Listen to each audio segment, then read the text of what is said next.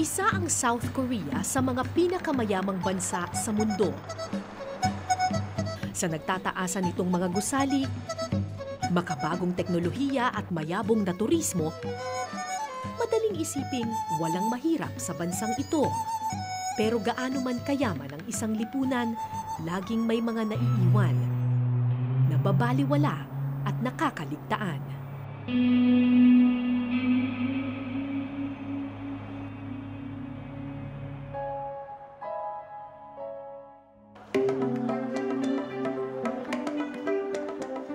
Isa ang South Korea sa mga pinakamayamang bansa sa mundo.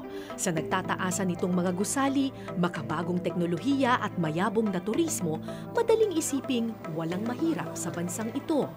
Pero gaano man kayaman ang isang lipunan, laging may mga naiiwan, nababaliwala at nakakaligtaan.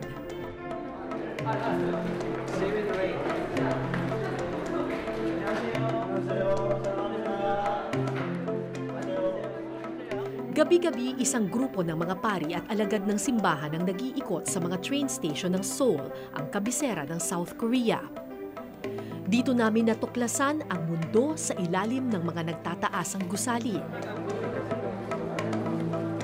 Pagkapit ng dilim at hamog sa gabi, napupuno ang subway station ng mga Koreanong mahihirap, may sakit, may kapansanan, walang permanenteng tirahan. 치료를 해야 되겠다. 그지? 여기 봐봐. 꼬매긴 잘 꼬맸는데 그 뒤로 치료 안 하셨나 봐. 어때요? 골물염도 있으니까 병원에 가는 게 우리 병원에 가지. 저 고향은 어디세요? 강원도. 또 여기 이렇게 다니신 지 얼마나 됐어요? 이렇게? 작년 12월 28일 Sila ang pakay ng mga pari at madre ng Kotongney, isang komunidad na layong hanapin at lingapin ang mga inabandona ng mundo.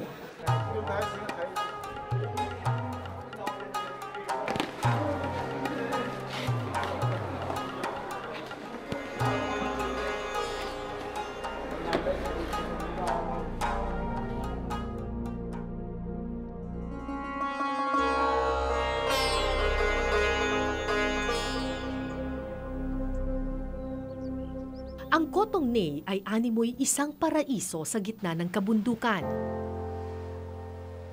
Paraiso para sa mga matatandang iniwan ng kanilang pamilya, mga pulubi at mga may kapansanang binaliwala ng lipunan. Ang Koreanong si Father John Oh ang nagtayo ng Kotongney, pero ang inspirasyon nito nanggaling sa malasakit ng isang pulubi.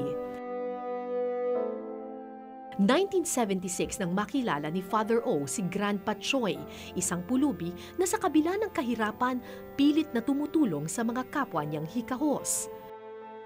가난하게 살았지만은 더 가난한 사람들을 보면서 그분들을 위해서 살지 않고는 못 견디는 그런 사랑을 가지고 있기 때문입니다.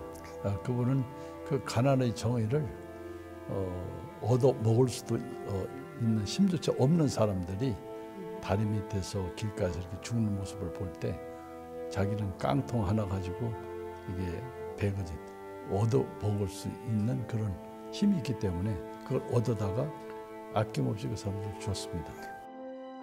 Ang malasakit na ito ng isang pulubi sa kapwa niya pulubi ang nag-udyok kay Father O na simulan ng misyon para sa mga mahihirap. Itinayo niya ang Kotongney, isang tahanan para sa mga pulubi at mga inabandona ng lipunan. 그 기동의 할아버지 뼈에서는 저는 첫째는 젊었고 건강했고 또 배움도 있고 직책도 있었기 때문에 저는 그 기동의 할아버지의 삶을 보고 그 일을 제가 동참하지 않을 수가 없었어요. 그때부터 이 가난을 저는 사랑했고 지금도 아무 통장도 없지만은 가난하게 지금 이렇게 지금도 그렇게 40년 동안을 그렇게 살아왔습니다. Ngayon, mahigit 6,000 pulubi at may kapansanan sa buong Korea ang nabigyan na ng tahanan at tinutulungan ng Kotongney. Isa na ito ngayon sa pinakamalaking institusyon sa Korea na tumutulong sa mga mahihirap.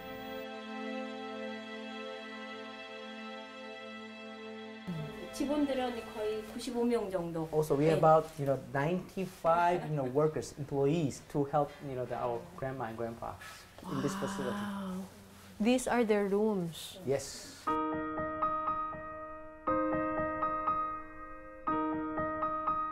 Wow, it looks really nice.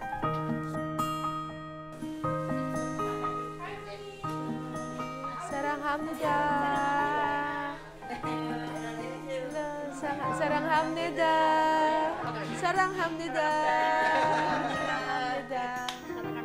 Saranghamnida, salitang Koreano na ang ibig sabihin, mahal kita. Ganito ang bati ng mga matatanda sa lahat ng kanilang nakakasalamuha. Isang paalala na sa bawat lipunan, dapat walang iniiwan, dapat lahat minamahal. Choki. Choki. Choki. Ilan lamang sila sa mahigit 600 matatanda na kasalukuyang nakatira sa Kotongnay Community sa Chongbuk Province. Well, back in the 70s and 80s, we are so poor, So there are many people that are abandoned, especially old people. So back then, as you can see, the Kotongnay was established in the 70s. So we brought the many abandoned old men and women to this facility. Mula sa mga subway station ng Seoul, dito sila dinadala at inaaruga. Noon, palaboy-laboy lamang sila sa mga subway station. Inabandona ng pamilya, inakalang mamamatay na lang sa kalsada. Pero ngayon, ibang-iba na ang kanilang itsura. Sa dapit hapon ng buhay nila, may pag-asa pa palang sumikat ang pag-asa. Sa gitna ng aking pakikisalamuha, isang Pilipinong binata ang aking nakita.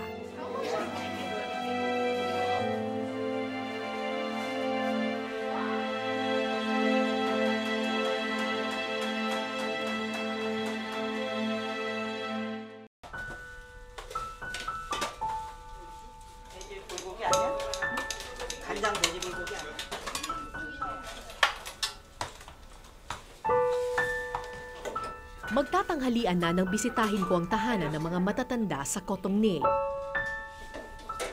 So, ang ulam nila ngayon ay yung kanin nila parang lugaw para mas madaling ma-digest. As bulgogi, meron silang soup na medyo hot ito ng konti, medyo maanghang ito. Tapos, syempre, may vegetables and kimchi. Ah?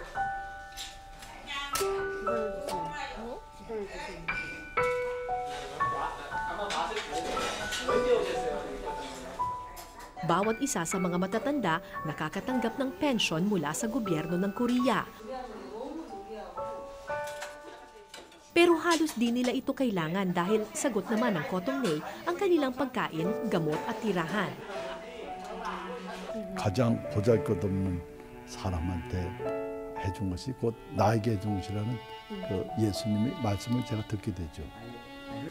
나그네 된 사람, 헐벗은 사람, 굶주린 사람, 목마른 사람, 병든 사람, 감옥에 갇힌 사람들에게 해준 것이 곧 나에게 해준 것이라는 예수님의 그 뜻을 저는 받아들였어요. But how were you able to do it? I mean, where did you get all the help or the funds? 문제에 대해서는 저도 그 가장 큰 문제였습니다. Okay.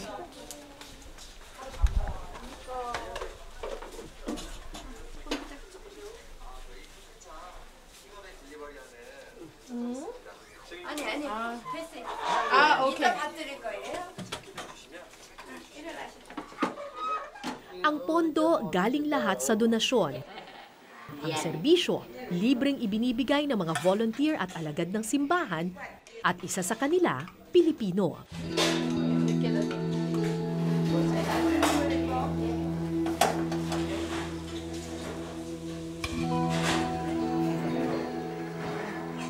Mahigit isang taon nang nagsisilbi sa Kotongnay sa Chongbuk Province sa Korea si Brother Gerald Somblingo. Nalaman niya na may mga Koreanong misyonero na naglilingkod sa Pilipinas at naisipan niyang sumama sa kanilang misyon. 밥이요, 밥? 이거. 이거? 아니, 어떤요? 그게 콜래. 이거? 예. 네, 하나만 주세요. 알겠습니다. 잠깐만요.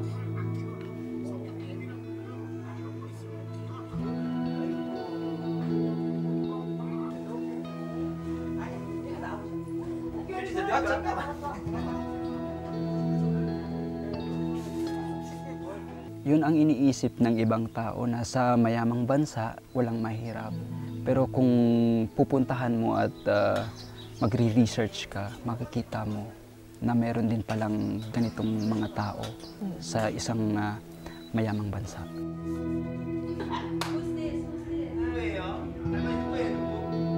And of course, siguro may mga nagsabi na sa'yo na parang Pilipino ka, dapat sa Pilipinas ka tumutulong. Bakit ka tutulong sa ibang lahi? Actually, hindi lang naman ibig sabihin na Pilipino ako, Pilipino lang ang dapat kong tulungan. Dapat magbigay din ako ng pagmamahal sa ibang lahi natin. At saka marami na din namang religious sa Pilipinas na tumutulong din sa mga kapwa nating nangangailangan. Limitado lang ang mga salitang Koreano na aking alam. Halos di kami magkaintindihan ng mga matatanda.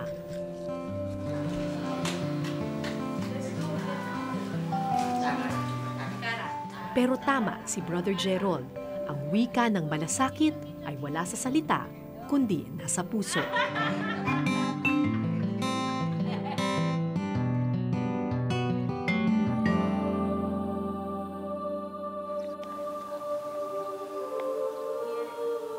Kinabukasan, maaga kaming gumising at nagtungo sa isang simbahan sa taas ng bundok. May misa raw na pamumunuan ni Father John O, ang pinuno ng Kotongnae.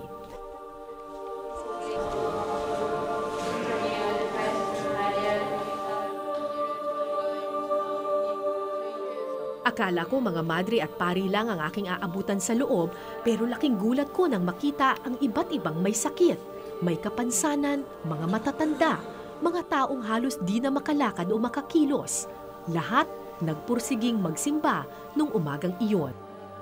Alas 9:30 ng umaga, magkakaroon dito ng malaking mass dito sa Kotongnae community. Pero wala pang alas 9, ang pinakaunang dumating dito ay yung mga elderly. Kahit na mahina na sila, talagang naglakas loob sila na pumunta dito sa simbahan para ma-experience nila yung mass na ibibigay mamaya ni Father O.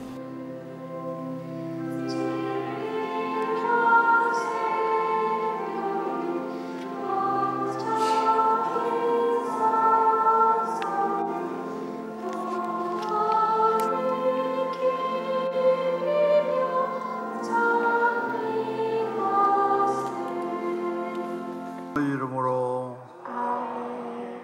사랑을 베푸시는 하나님 아버지와 은총을 내리시는 우리 주 예수 그리스도와 기도합시다. 하나님 아버지. Taimtim na nakinig ang bawat isa sa mga salita ng pari. Marami sa kanila mga dating palaboy sa kalsada o inabandona ng pamilya dahil sa katandaan at kapansanan. Bago natapos ang misa, nagsagawa ng pangungulekta ng alay at kontribusyon sa simbahan. Bawat isa sa mga dumalo sa misa, gaano man katanda, gaano man kahirap, at gaano man kalubha ang kapansanan, nagbigay ng kanilang alay. 첫 번째 그분을 만나면서 제가 이렇게 인터넷에서 깨달은 것이 얻어먹을 수 있는 힘만 있어도 얻어먹을 수도 없는 사람들을 위해서 이렇게 봉사할 수 있다는 거. 그래서 얻어먹을 수 있는 힘만 있어도 그건 주님의 은총입니다를. 이름이 뭐예요? Cara. Maria. Saranghamnida. Nung huling araw ko sa Korea, nalaman kong ang salitang Saranghamnida ay hindi lang pala hanggang salita at hindi lang pala hanggang Korea lang. Isa siya dun sa mga lola na nag-donate ng malaking amount ng pera doon sa mga biktima ng Bagyong Yolanda sa Pilipinas. Kasi marami dito sa mga lola dito sa Kotong Ney community nakaka-receive ng pension mula sa Korean government. Pero imbis na gastusin nila yung para sa kanilang sarili, binibigay nila doon sa mga mahihirap na komunidad, kasama na doon yung mga biktima ng Bagyong Yolanda. $200 kada buwan ang natatanggap na pensyon ng bawat isang matanda. Halos lahat ng ito dinodonate ng matatanda sa iba pang home for the elderly sa mga mahihirap na bansa tulad ng Pilipinas. Pag-uwi ko sa Pilipinas, dumiretso ako sa Leyte. Hinanap ko ang mga matatandang Pilipino na nabiyayaan ng malasakit ng mga lola ng Korea. Pero sa unang araw ko sa Leyte, dinala ako ng mga madre sa isang liblib na talahiban.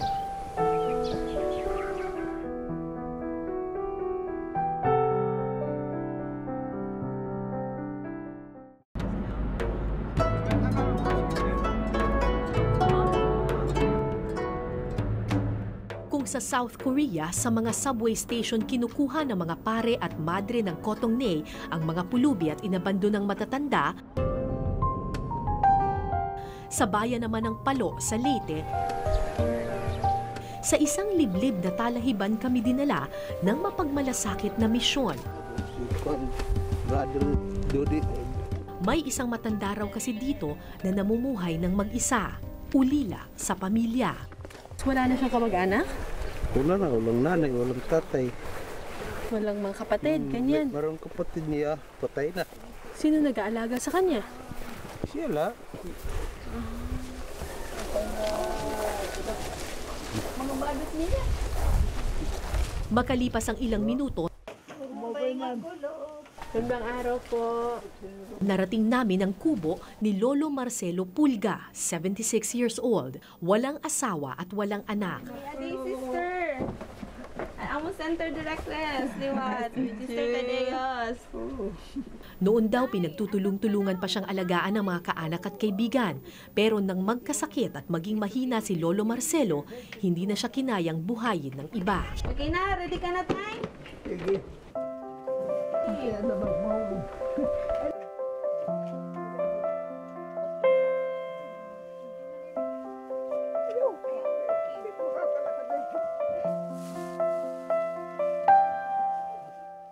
Hindi na makalakad si Lolo Marcelo pero gaano man kalayo ang lakaran, pinasan siya patungo sa kanyang bagong tahanan.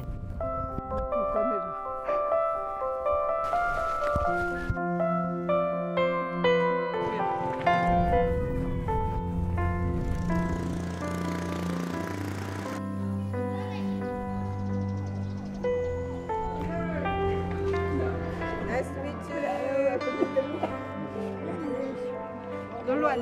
She don't see. Nice to meet you. Ito yung home for the aged dito sa loob ng Pope Francis Center. At yung mga madre at saka mga pare at mga brothers ng Kotong Ney congregation yung nag-aalaga doon sa kanila. So ito yung magiging bagong tahanan ni Lolo Marcelo.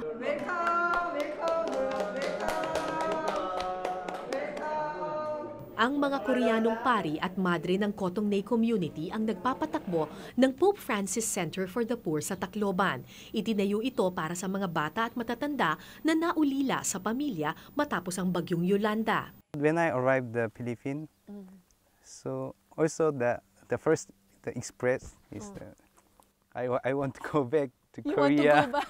So, but now, so I feel the love from the Filipino. So I find my duty in Philippines. So I decide to stay.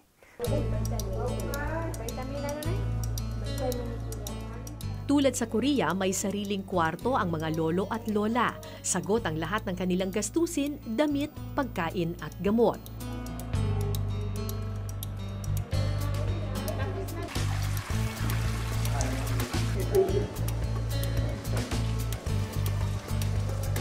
Matagal-tagal na rin hindi nakakaligo si Lolo Marcelo dahil walang nag-aaruga sa kanya. Pero ngayon, may bago na siyang pamilya.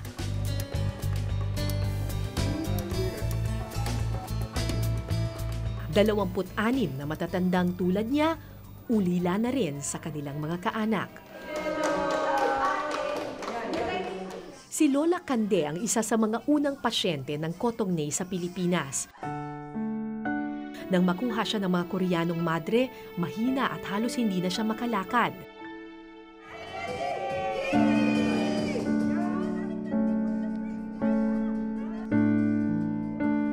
Pero sa pag-aalaga at pagpupursige ng mga madre at social workers sa lugar, unti-unti nang bumabalik ang lakas ng loob ni Lola.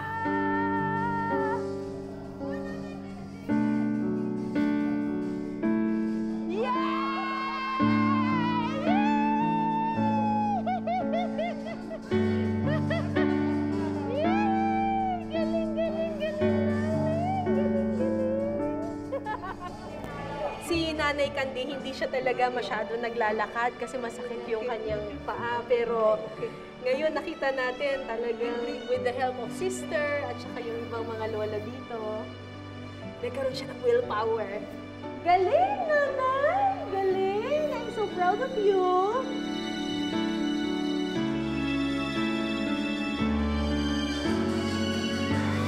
Habang pinagmasdan ko ang ngiti ni na Lolo Marcelo, Lola Cande at iba pang matatanda sa Leyte, bumalik sa aking alaala sina Lola Salome at ang mga matatanda sa Korea na nagbigay ng donasyon para sa Leyte at sa mga biktima ng Bagyong Yolanda. Salamat sa kanila, ang mga dating inulila ng hirap at trahedya, ngayon muli nang sinisikatan ng pag-asa. We are the different nationality, people live the different places, but we are the one belief and then one creature from God. So we call the children of God. So we feel that the Filipino also that we are they are also our family.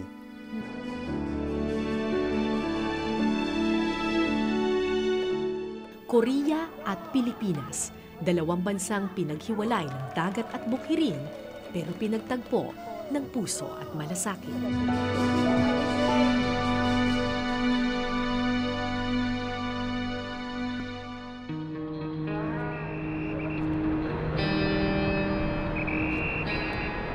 Sa panahon kung kailan pera at kapangyarihan ang sukatan ng tagumpay ng marami, paraisong maituturing ang mundong pinapanaginip ng Cotognay. Isang mundo kung saan walang iniiwan at inaabandona. Isang mundo kung saan lahat nirerespeto anuman ang iyong kulay, itsura at pagkatao. Isang mundo kung saan bawat isang nilalang minamahal at pinapahalagahan. Lola, masaya ka dito?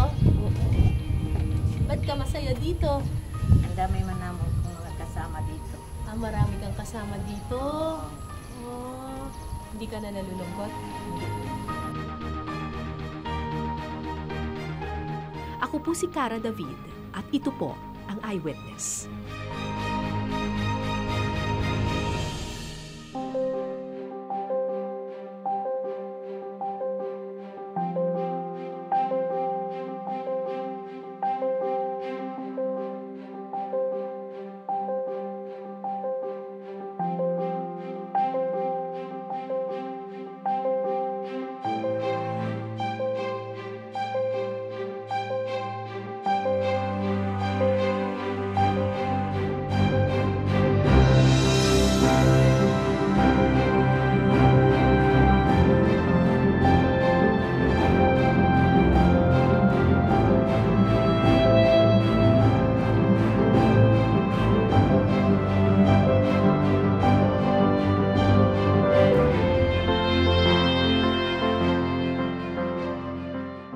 Maraming salamat sa pagtutok ninyo sa Eyewitness, mga kapuso. Anong masasabi ninyo sa dokumentaryong ito? I-comment nyo na yan. Tapos mag-subscribe na rin kayo sa GMA Public Affairs YouTube channel.